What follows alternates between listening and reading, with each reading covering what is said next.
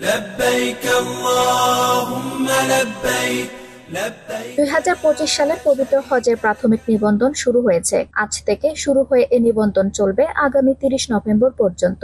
সরকারি বেসরকারি দুই মাধ্যমে এই নিবন্ধন কার্যক্রম চলবে। প্রাথমিক নিবন্ধনের সময়ের পর আর সময় বাড়ানো হবে না বলে জানিয়েছে ধর্ম মন্ত্রণালয়। এর আগে 26 আগস্ট ধর্ম মন্ত্রণালয়ের এক সংবাদ বিজ্ঞপ্তিতে জানানো হয়েছিল 1 সেপ্টেম্বর থেকে শুরু হবে 2025 সালে হজে যেতে ইচ্ছুকদের নিবন্ধন। ই-হজ সিস্টেম www.hoj.gov.bd ই-হজ বিডি মোবাইল অ্যাপ থেকে সরকারি মাধ্যমে হজে গমনেচ্ছু ব্যক্তিরা সকল ইউনিয়ন ডিজিটাল সেন্টার, ইসলামিক ফাউন্ডেশনের বিভাগীয় ও জেলা কার্যালয়, বায়তুল মোকাররম মসজিদ এবং ঢাকা আশকোনার হজ অফিস হতে প্রাক নিবন্ধন ও প্রাথমিক নিবন্ধন করতে পারবেন। বেসরকারি মাধ্যমের হজ যাত্রীদের অনুমোদিত এজেন্সি কর্তৃক প্রাথমিক নিবন্ধন করতে হবে। প্রাথমিক নিবন্ধনের সময় প্রাক নিবন্ধন সনদ ও পাসপোর্ট প্রয়োজন হবে। জানা গেছে এবছরও 1,27,198 জন পবিত্র হজ পালন করতে পারবেন। সৌদি সরকার আরও আগে বাংলাদেশের জন্য এই কোটা ঘোষণা করেছে।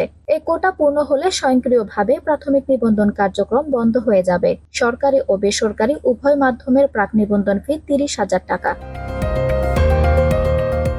ধর্ম মন্ত্রণালয়ের বিজ্ঞপ্তিতে জানানো হয়, পূর্বের কিংবা নতুন প্রাক নিবন্ধিত যে কোনো ব্যক্তি 3 লাখ টাকা জমা দিতে প্রাথমিক নিবন্ধন করতে পারবেন। হজ প্যাকেজের মূল্যের অবশিষ্ট টাকা প্যাকেজের নির্ধারিত সময়ের মধ্যে পরিশোধ করতে হবে। এবছরের হজ প্যাকেজ মূল্য সৌদি পর্বের ব্যয় ও বিমান ভাড়া নির্ধারণ সাপেক্ষে ঘোষণা করা হবে। তবে 2025 সালের সাধারণ হজ প্যাকেজের মূল্য গত বছরের চেয়ে কমানোর চেষ্টা করা হবে।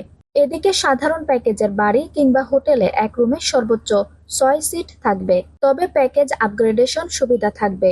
হজ এজেন্সিগুলো বিশেষ প্যাকেজের সুবিধা দিয়ে হজ যাত্রী প্রেরণ করতে পারবে। হজ কার্যক্রম পরিচালনায় প্রাথমিকভাবে যোগ্য এজেন্সির তালিকা www.hoj.gov.bd এ পাওয়া যাবে।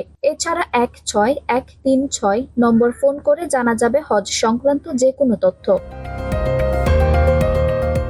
সরকারি মাধ্যমে হজে গমনেচ্ছু ব্যক্তিদের সোনালী ব্যাংক পিএলসি, স্থানীয় কার্যালয় শাখা, মতিঝিল, ঢাকার sale proceeds of Hajj deposit শীর্ষক হিসাবে 0002633000908 হিসাব নম্বরের অনুকূলে টাকা জমা দিতে হবে। সোনালী ব্যাংকের যে কোনো শাখায় বাউচারের মাধ্যমে প্রাথমিক নিবন্ধনের টাকা জমা দেওয়া যাবে। বেসরকারি মাধ্যমের হজ যাত্রীদেরকে এজেন্সির নির্ধারিত ব্যাংক হিসাবে প্রাথমিক নিবন্ধনের টাকা জমা দিতে হবে। Cancer, advanced cardiac, liver cirrhosis, kidney রোগ, সংক্রামক যক্ষ্মা, ডিমেনশিয়া প্রভৃতি দুরারোগ্য ব্যাধিতে আক্রান্ত এবং গর্ভবতী মহিলা ও চলাচলে অক্ষম ব্যক্তিদেরকে হজের নিবন্ধন না করার জন্য অনুরোধ করা হয়েছে।